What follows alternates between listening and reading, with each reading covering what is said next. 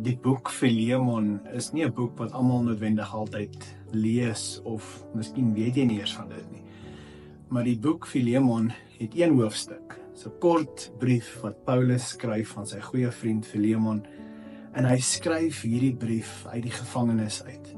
En in hierdie brief sien ons Paulus se hart.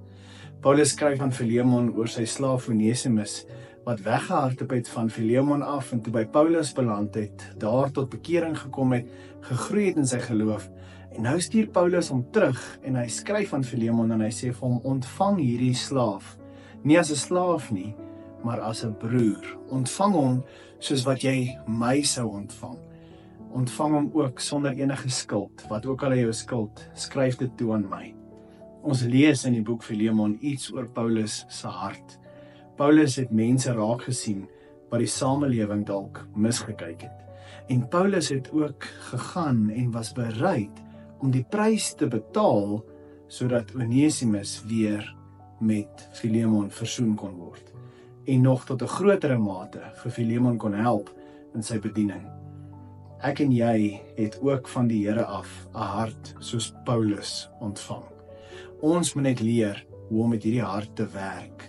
En ons kry dit reg deur meer tyd te spandeer om na ons harte te luister. En ek wil jou hierdie week kom bemoedig. Wil jy nie na jou hart luister nie? Wil jy nie raak sien die mense rondom jou wat dalk deur die samelewing misgekyk word nie?